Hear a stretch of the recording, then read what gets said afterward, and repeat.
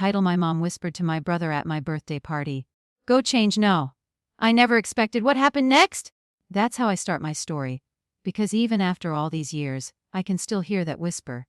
That tiny, poisonous whisper that my mother gave to my brother. Go change now while everyone's here. She said it so softly that no one else heard her. But I did. And that one sentence broke something in me I've never been able to fix. It was raining that day, Tennessee rain, slow and steady, the kind that paints the windows silver and makes everything smell like wet wood and coffee. The café was full of laughter and warmth. My friends had surprised me for my 42nd birthday.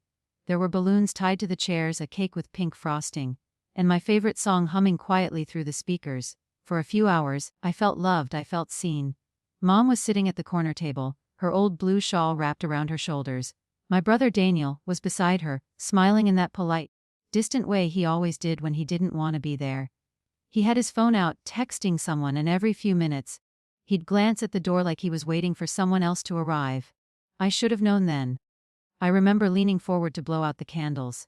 Everyone was clapping, and just as I made my wish, wishing ironically, for a year full of peace, I heard Mom's voice, low but sharp, cutting through the noise. Daniel, she said, while everyone's here, go and change now. The air left my chest for a second. Change. Change what? His clothes, his mind, his loyalty, and why now, during my birthday? Daniel froze, his eyes flicking to me then to her. He looked almost guilty, like a boy caught sneaking out after curfew. Then, without a word, he stood up and walked toward the back door of the cafe, into the rain. The laughter kept going around me, but it all sounded distant, like I was underwater. My heart started beating too hard, too fast. I looked at Mom. She was staring into her cup of coffee, not saying a word. Her fingers trembled as she stirred the spoon, slow and deliberate. Something inside me, some instinct older than reason, knew this wasn't about clothes. Something was changing, yes. But it wasn't Daniel's shirt. It was my life. I remember whispering to her, trying to sound calm. Mom, what did you tell him to change? She didn't look up. It's better this way, sweetheart, she said softly.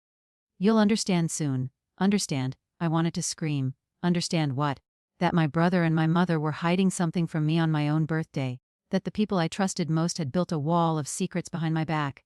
But I didn't scream. Not then. I just smiled for the pictures. I cut the cake. I thanked everyone for coming. And the whole time, that whisper echoed in my head like a bell that wouldn't stop ringing.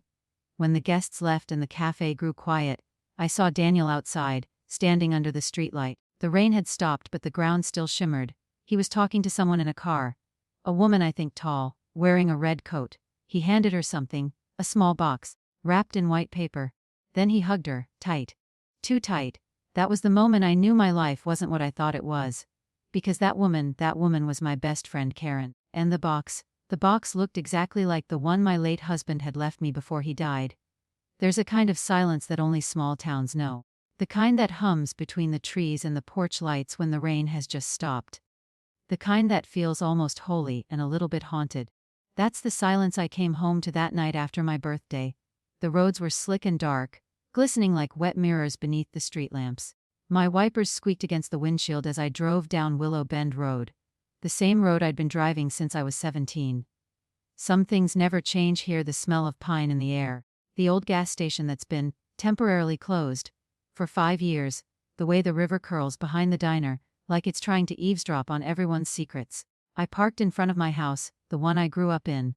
A white wooden house with peeling paint, shutters that creaked in the wind, and a front porch that had seen more tears and laughter than any church pew in town. I never could bring myself to leave it, even after my husband passed. Maybe because leaving this house would have meant leaving him too. The rain had eased into a soft drizzle by the time I stepped out.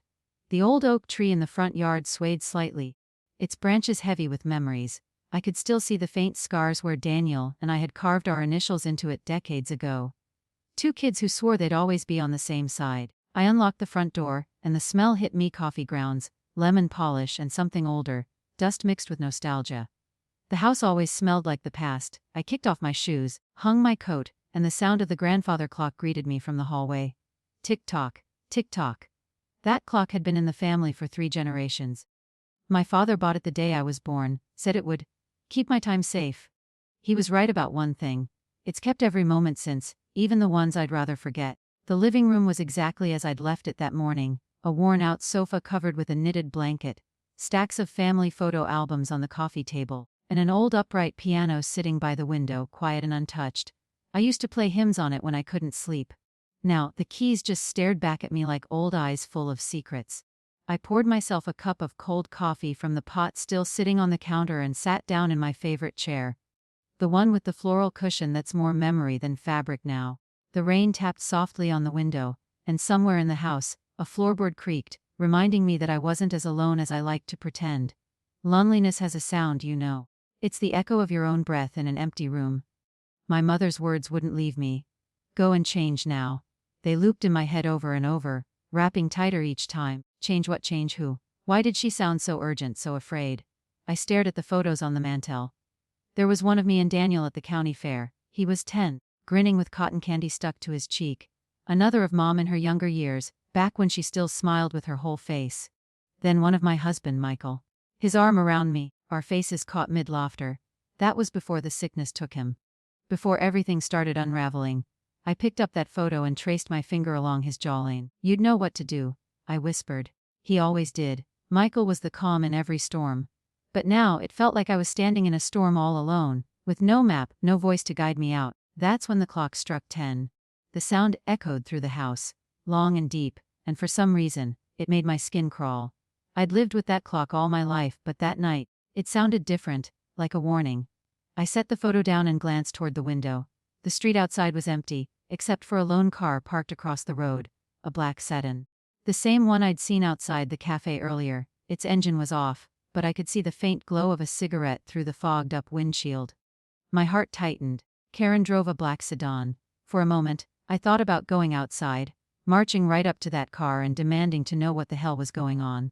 But something stopped me. Maybe it was fear. Maybe it was the quiet voice in my gut that whispered, "Not yet. You're not ready." So instead, I stayed in my chair, staring at the window, pretending not to notice the shadow sitting there in the dark. The next morning came slow. I woke to the sound of rain still falling, a steady drizzle against the tin roof. The light through the curtains was gray and thin, like the sky was tired too. I made myself a cup of black coffee and stood by the window, watching the water roll down the glass. The car was gone. I tried to shake the night from my mind, but the air felt heavy, like the world was holding its breath. I wandered through the house aimlessly, touching old things, my mother's teacup, my husband's flannel shirt hanging in the closet, the piano keys that no longer played like they used to. Every object had a story, every corner a ghost. By noon I found myself sitting on the porch wrapped in a quilt, watching the mailman shuffle up the road. He waved politely and I waved back, pretending to be okay. Small towns are good at pretending. Everyone smiles at you like they don't already know your secrets. He handed me a small envelope, no return address, just my name in handwriting I hadn't seen in years. Daniel. Inside was a single note. Don't be mad at Mom. She only did what she had to. I'll explain soon. No signature, no number. Just that. I read it 3 times before realizing my hands were shaking. The rain picked up again, harder this time, as if the sky was scolding me for not seeing it sooner. Something was happening, something big. And for the first time in a long time, I wasn't sure I wanted to know the truth. I folded the letter carefully and placed it inside one of Michael's old books. The Great Gatsby, his favorite. I don't know why I did that. Maybe I was hoping the past could keep my secrets safe a little longer. That night, as I lay in bed, I could hear the old house breathing, the slow creak of the floorboards, the sigh of the wind through the eaves, the steady rhythm of the rain. And beneath it all, faint but unmistakable, the sound of footsteps on the porch. Someone was there, standing just outside my door. You can tell a lot about a night by the way it breathes. Some nights breathe easy, gentle, quiet, like a lullaby. But that night was holding its breath. The rain had stopped hours ago, but the air still felt heavy. The kind of heavy that presses against your ribs and makes you second-guess every creak, every sound. I had just drifted between waking and sleep when I heard it. 3 soft knocks on the porch door. Not loud, not urgent, just deliberate. I sat up in bed, my heart doing that old familiar stutter. The one it used to do when Michael's hospital phone rang at night. I reached for my robe, tied it tight around my waist, and stepped into the hallway. The house was dark except for the faint glow of the clock in the living room. Tick-tock, tick-tock. The hands pointed to 27 a.m. When I reached the door, I hesitated. There I asked, voice trembling despite myself. A pause. Then a voice, "It's me, sis. Open up, Daniel." I froze. Every muscle in my body went rigid. What on earth was he doing here at midnight? I unlocked the door slowly and there he was, drenched, shivering, eyes darting like a guilty child's. His hair was plastered to his forehead, and he clutched a backpack tight against his chest. He looked nothing like the man I'd seen at the cafe. No pressed shirt, no easy smile, just fear. Pure, wide-eyed fear. "Daniel," I whispered. "What's going on?" He brushed past me, closing the door behind him. His hands trembled as he wiped the rain off his face. "I didn't know where else to go," he muttered. "She's losing it, Rachel. She's not herself." I blinked. "What do you mean, she's fine?" "She was just, no." His voice cracked. "You don't know half of it." He dropped the backpack onto the couch, and when it hit the cushion, it made a sound. A dull metallic clink. Something heavy. Something that didn't belong in a bag meant for clothes. I glanced at it. "Daniel, what's in there?" He didn't answer. Instead, he started pacing, running his hands through his hair like a man on the edge. "She told me to do something I can't do anymore," he said. "She said it was to protect you. But this isn't right." The room felt colder suddenly. The kind of cold that has nothing to do with weather. I tried to stay calm. "Daniel, you're scaring me." "What are you talking about?" He finally stopped pacing, turned to me. His eyes were wet, but not from the rain. "The money, Rachel, the inheritance. It's gone." My heart skipped. "What do you mean gone?" "She took it," he said quietly. "All of it. Dad's savings, the bonds, the land lease. Everything that was supposed to be split between us after he passed. She's been moving it for years. Hiding it in my name so no one would question her." I felt the air leave my body. For a long moment, all I could hear was the ticking of the clock and the faint drip of rainwater outside. "No," I whispered. "Mom wouldn't. She couldn't." He cut me off. "You think I wanted to believe it. I didn't. But I've seen the accounts, Rachel. I've seen the papers. She made me sign things when I was younger, told me it was for tax purposes, that Dad wanted things arranged that way. But it wasn't for Dad. It was for her." I sank into the chair, my hands trembling. The betrayal felt like a physical wound, slow and burning. I could almost hear her voice in my head, the soft hum she'd make while stirring her tea, saying, now I was beginning to. Daniel unzipped the backpack.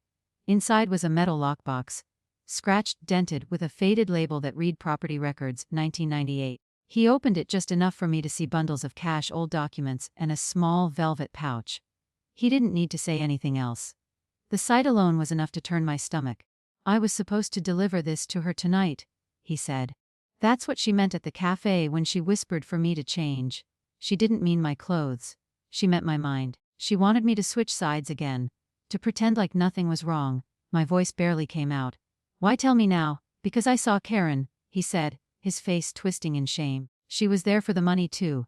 Mom promised her a share if she helped keep things quiet. Said she'd make sure you never found out." Karen, my best friend. The woman I'd once trusted with every secret I had. Now part of this. The room spun. I stood up, gripping the arm of the chair to steady myself. "Get out," I whispered. "Rachel," I said, "get out." He flinched, like a boy being scolded again. "Please, I didn't mean to." "Just go," I shouted, louder this time, tears stinning my eyes. "You helped her steal from me, from Dad's memory. From everything he worked for. You don't get to cry now." He stared at me for a long moment, then zipped the box shut and slung the backpack over his shoulder. But before leaving, he turned to me, voice barely above a whisper. "You think it's about money, but it's not. She's protecting something else. Something you buried a long time ago." Then he left, disappearing into the rain like a ghost that never should have come back. The next morning, I found myself sitting at the kitchen table, staring at a stack of old bills and envelopes. Every corner of that house felt wrong now. Too full of echoes, too full of half-truths. I made a pot of coffee, but it tasted bitter metallic. My hands shook as I flipped through the drawers, searching for old records, bank papers, anything that could prove Daniel wrong. But he wasn't wrong. Every account had been transferred. Every document signed, by him, yes, but under Mom's guidance. My mother, the woman who taught me to pray before meals, who kissed my forehead every night as a child, had stolen the life my father built for us. And for what? By evening I couldn't stand the silence anymore. I drove to Mom's house, a few blocks away, the same old cottage with the rose bushes that my father planted before he passed. The windows were dark. I knocked. No answer. When I tried the door, it creaked open easily. Inside, everything looked paused. A half-finished cup of tea sat on the counter. The living room smelled like lavender and dust. Her old radio hummed softly on the shelf, playing one of Dad's favorite hymns. Then I noticed it, an empty space on the bookshelf. A box-shaped outline in the dust. The lockbox. It had been there. A folded piece of paper lay on the table. I picked it up. Don't look for me. Some things are better left buried, Mum. My knees went weak. I sank into the nearest chair, gripping that note like it was a lifeline. Outside, thunder rolled low and far, echoing down the hills. The whole house felt haunted, not by ghosts, but by choices. As I sat there staring at her handwriting, I realized something that made my blood run cold. The velvet pouch inside that lockbox, it wasn't money. It wasn't jewelry. It was the same pouch my father used to keep a locket that held a photograph of me as a child, and another of a baby I didn't recognize. There are moments when silence doesn't comfort you, it devours you. When you start to realize it's not peace you're hearing, but absence. That was the silence in my mother's house that night.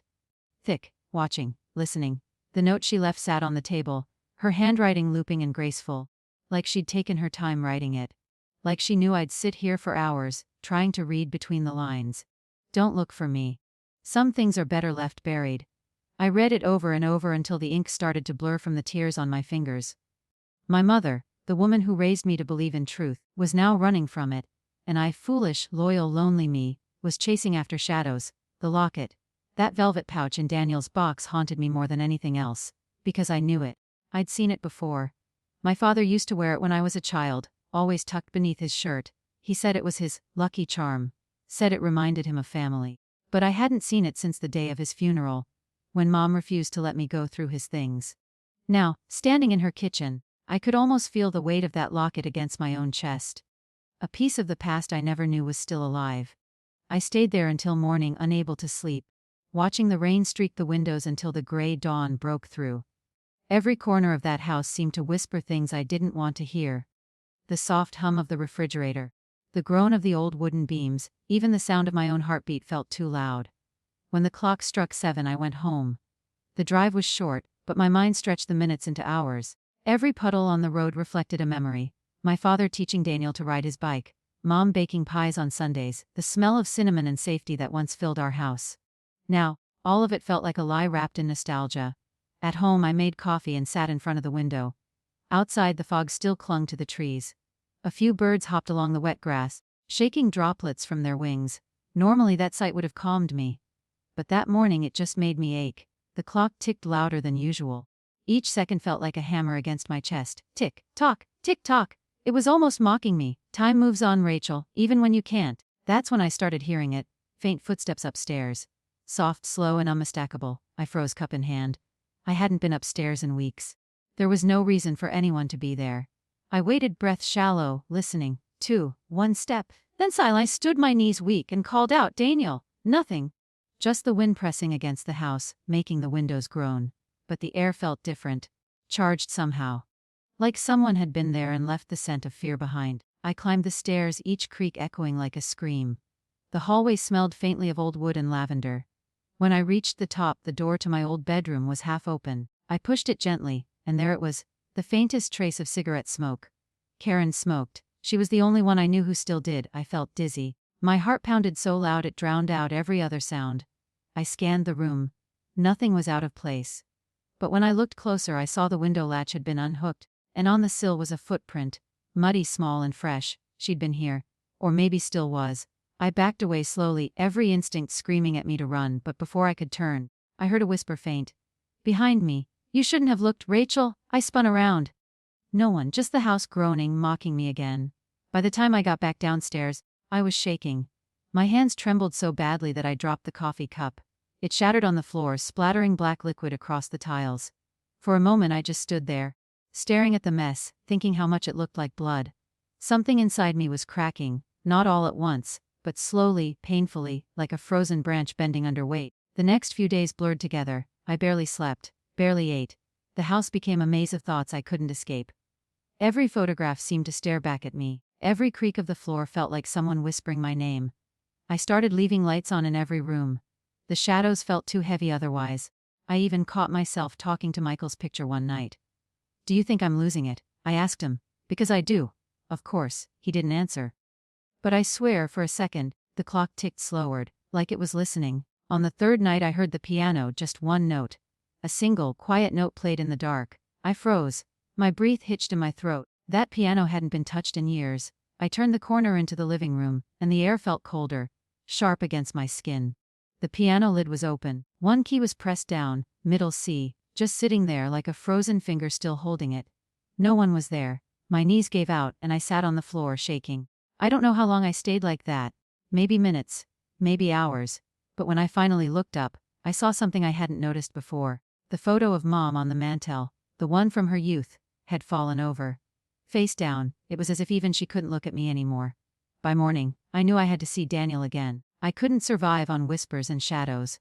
I needed answers, real ones. I drove to his apartment on the edge of town. It was small, tucked behind a mechanic's shop. His car was parked outside, but the blinds were drawn. I knocked. No response. The air smelled like rain and engine oil. When I tried the door, it was unlocked. Inside was chaos. Papers scattered everywhere, drawers pulled open, photos ripped in half. The couch cushions were slashed, as if someone had been searching for something. On the kitchen counter sat the lockbox, open and empty. But what made my heart stop was the note pinned to the wall. She knows you're looking. Stop before it's too late. And underneath it, written in my mother's handwriting, family isn't about truth, Rachel. It's about survival. That's when I realized this wasn't just about stolen money. It was about something much darker. Something my family had buried so deep, it had started to rot beneath our lives. The betrayal wasn't just theirs anymore.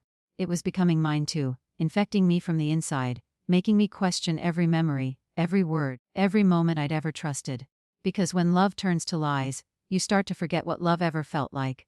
That night, back at my house, I sat by the window again, wrapped in Michael's old flannel, listening to the rain come down harder than before.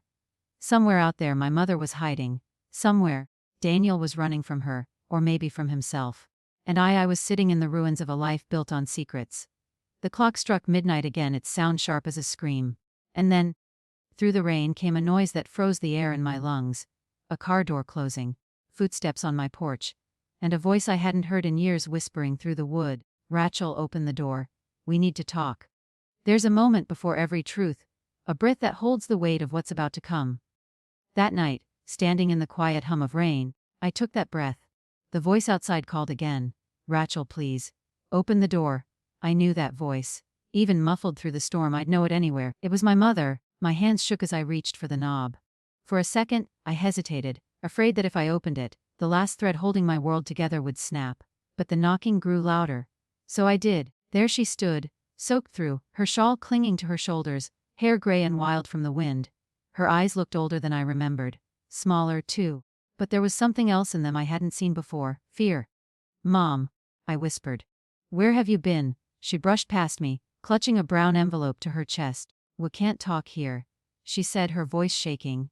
Close the door, please. I did as she said. She stood in the middle of my living room, dripping rain onto the rug, staring at the clock like it was counting down to something.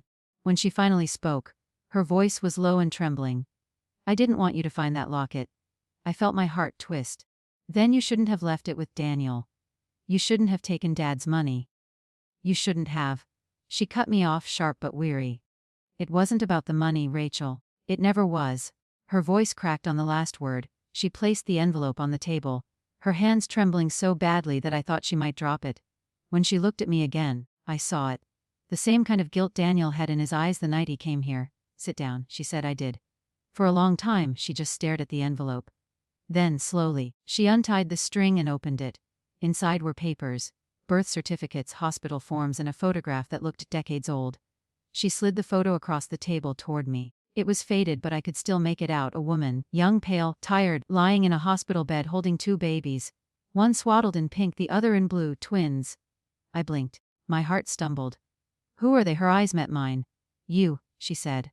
And him. I frowned. Daniel. She shook her head. Tears welled in her eyes. No, sweetheart. Not Daniel. She leaned forward, voice cracking. You had another brother. For a moment the world stopped. The rain, the clock, even my own breathing, all of it froze. I tried to speak, but my voice barely came out. What do you mean, another brother? Her hands gripped the edge of the table. You were twins, Rachel. You and a baby boy. His name was Samuel. She paused, her lips trembling. He died the night you were born. At least that's what I was told. I felt dizzy. Told by who? Your father, she whispered. He said the baby didn't make it. I believed him. But months later, I started noticing things. Strange bills, late night calls. And then one day a photo came in the mail. A picture of a boy, your father holding him. She looked away, her voice small. He lied to me. He took Samuel away, said he'd been adopted by another family. That it was for the best. I shook my head. Why would he do that? Tears rolled down her cheeks. Because Samuel wasn't his. The words hit me like a blow to the chest. For a long moment all I could do was stare at her. What are you saying?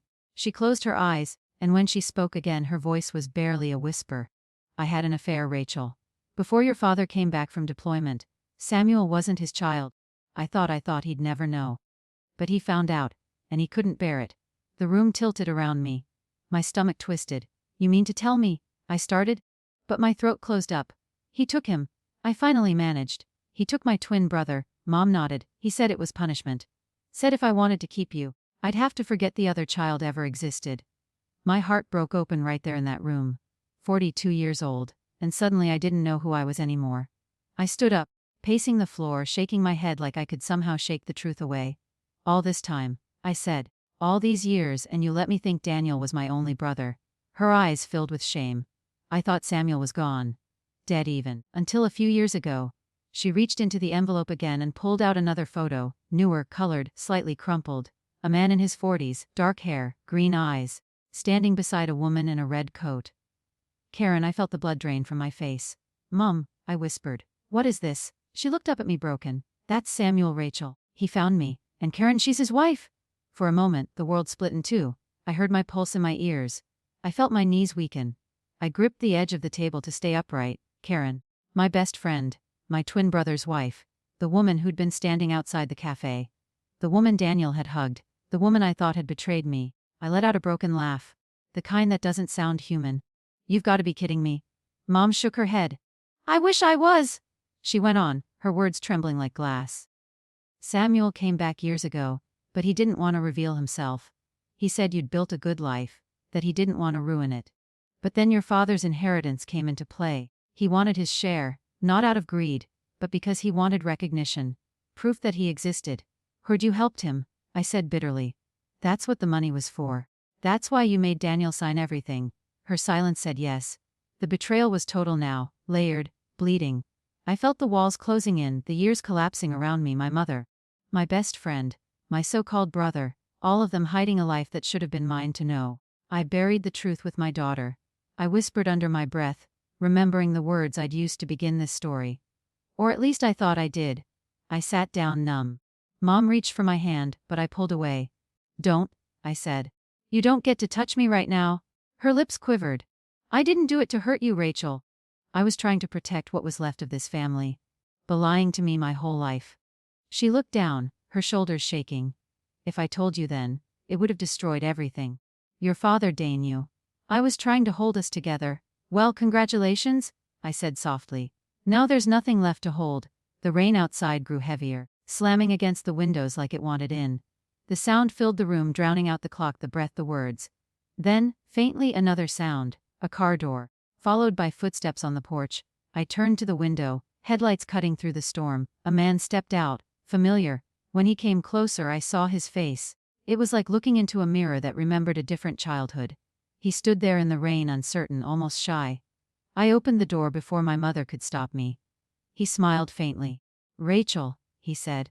You probably don't remember me. My throat tightened. Samuel? He nodded. I've been trying to tell you for years. Karen didn't mean to hurt you. She thought if you knew you'd hate her. She was right. I stared at him. The stranger who shared my face, my blood, my missing half. The man who should have grown up beside me. Instead of in the shadows of a lie, the storm raged behind him, and for a long moment no one spoke. The only sound was the rain. Finally, he said softly, I just wanted to know if there's still a place for me in this family. I looked at Mom, then at him. Then back at the house that had held our secrets for decades, and I realized something I hadn't before. Truth doesn't heal by itself. It just exposes the wound. What you do next is what decides if it scars or bleeds forever. I stepped aside. Come in, I said. My voice was tired but steady. You've been in the rain long enough. As he crossed the threshold, something shifted in the house. A stillness, a sigh. The air felt lighter somehow, though nothing about this moment was easy. Mom sat at the table, her eyes red and swollen, whispering a prayer under her breath. I watched Samuel take off his wet coat and hang it on the same hook Dad used to use. The same simple, ordinary act that once meant safety, family, belonging. And in that quiet, broken little room, I realized that sometimes, forgiveness doesn't sound like words. It sounds like letting someone in from the rain. The storm passed that night, but the silence it left behind that stayed. Morning light crept through the curtains like it was afraid to wake the house. The floorboards still smelled of rain, and the air carried the soft hum of forgiveness, or maybe just exhaustion. Samuel was sitting at the kitchen table when I came downstairs. Mom was asleep in the old rocking chair, her shawl wrapped tight around her. For a moment I just stood there watching the two of them, strangers bound to me by blood and lies. He looked up, his voice quiet. "You didn't sleep." I shook my head. "Haven't slept right in years. Don't see the point in starting now." He smiled sadly, the kind of smile that hides more pain than it shows. We sat there for a while, the sound of the old clock ticking between us. Every tick felt like a heartbeat we'd lost. Finally I said, "You knew who I was this whole time. And you never told me." He nodded. "I tried. I came to the café that day to tell you. But when Mom whispered to Daniel to go change, it wasn't what you thought." I frowned. "Then what was it?" He looked at me carefully. "She told him to go change because he'd spilled coffee on his shirt. That's it. She didn't mean anything else by it." I blinked, remembering that moment like a lightning flash. The whisper, the looks, the way they all froze when I walked in. And suddenly, it hit me. I had built a whole storm in my head around a single whisper. I'd been drowning in my own assumptions while the truth sat quietly, waiting for me to stop imagining monsters. He saw it in my face. "Rachel," he said softly, "you've been carrying pain that wasn't always yours to carry." I looked at him for a long time. The brother I'd lost, the reflection I'd never met. Then I said what I'd been holding in for years. "You know what hurts most? Not that you were taken. Not that Mom lied. It's that I grew up thinking love was something you had to earn by being quiet. By not asking questions." He lowered his gaze. "And now," I said, "I think love's supposed to sound like the truth. Even when it hurts." He nodded. "Then say what you need to." I took a deep breath. "I forgive you," I said. "Not because you deserve it, but because I do." He looked at me like he wasn't sure what to say. And that was fine. Some words aren't meant to be answered, only felt. Later that day, after Mom woke, I handed her a small box. Inside was the locket. "I don't want this anymore," I told her.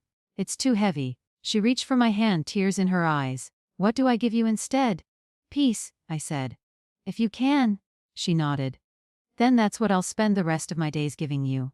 And for the first time in decades, I believed her. Weeks passed. Samuel stayed in town helping around the old house, fixing what time had broken. Sometimes we'd sit on the porch in silence, listening to the crickets. He'd tell me about his wife, Karen. How she never meant to deceive me, how she'd begged him to come forward sooner. I listened. I didn't forgive her yet. But I didn't hate her either. That's the thing about age. You stop needing to punish everyone who hurts you. You just let them live with what they did. That's revenge enough. One afternoon, I went to the cafe where it all started. Same seat, same old song playing in the background. Daniel was there too, cleaning tables. When he saw me, he froze. "I heard about everything," he said quietly. "You okay?" I smiled faintly. "I'm not sure, but I'm lighter." He nodded. "You know, your mom, she really thought she was protecting you." "I know," I said. "But secrets don't protect anyone, they just rot the walls from the inside." He didn't argue, he just handed me a cup of coffee, black, just like always, and said, "On the house." And in that small act, I realized the world had started to turn again. That night, before bed, I stood at the window watching the rain start again. It wasn't angry this time. Just soft, cleansing. Like it was washing away everything we'd buried beneath the years. I whispered to the dark, "I forgive you, Mom. I forgive you, Dad. And I forgive myself." Then I smiled, a small, tired smile but real. Because forgiveness wasn't letting them off the hook. It was me finally walking away from the gallows I'd built inside my heart. Now, when people ask me what happened that night at my birthday party, when my mom whispered to my brother, "Go change now," I tell them the truth. That's the moment my life started to change. Not because of what they said, but because I finally started listening to what wasn't. And maybe that's the real revenge. Living well enough that the lies can't touch you anymore. You know, when you get to my age, you start realizing that most of life doesn't end with a bang. It ends in a whisper. A quiet apology. A letter never sent. A locket left behind on a dresser that still smells like the person who gave it to you. I used to think the world was divided between the good people and the bad ones. Between those who hurt and those who get hurt. But I've lived long enough to know that's not true. We all take turns being both. When my mother whispered to my brother at that café, I thought I was hearing betrayal. What I was really hearing was fear.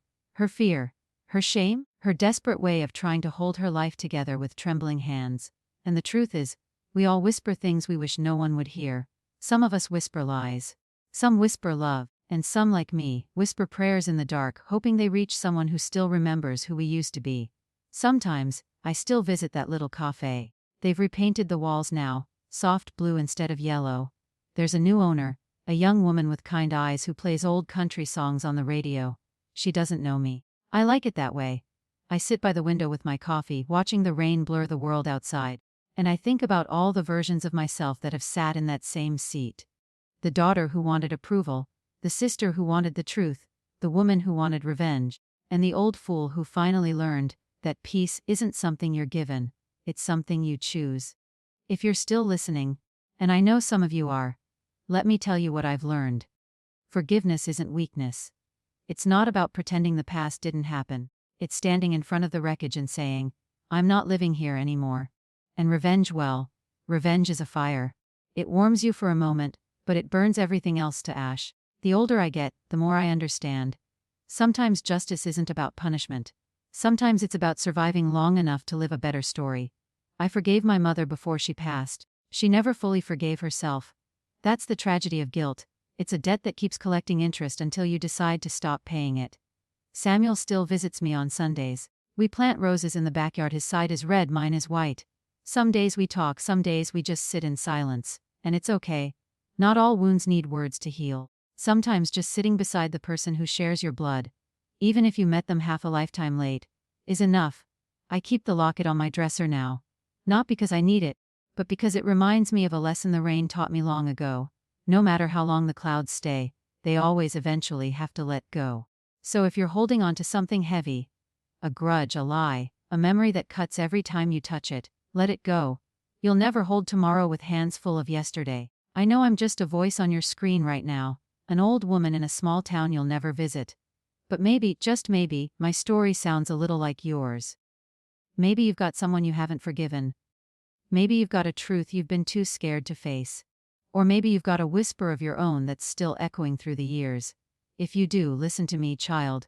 Don't let it rot you from the inside. Find your rain. Let it fall. And when it does, don't hide from it, stand in it. Let it wash you clean. These days, when I look in the mirror, I don't see the same woman who once cried in that cafe. I see someone softer, someone braver, someone who finally stopped needing to be right and started wanting to be free. And maybe that's the moral of it all. Life isn't about finding the truth that hurts the least. It's about finding the one that sets you free. So here's mine: forgive when you can. Walk away when you must. And when you finally find peace, don't ever whisper again. Speak it out loud, so the whole world knows you survived. She smiles softly, looking past the camera, as rain begins to fall again outside her window. The rain's back, she says quietly. Guess it's time to listen again.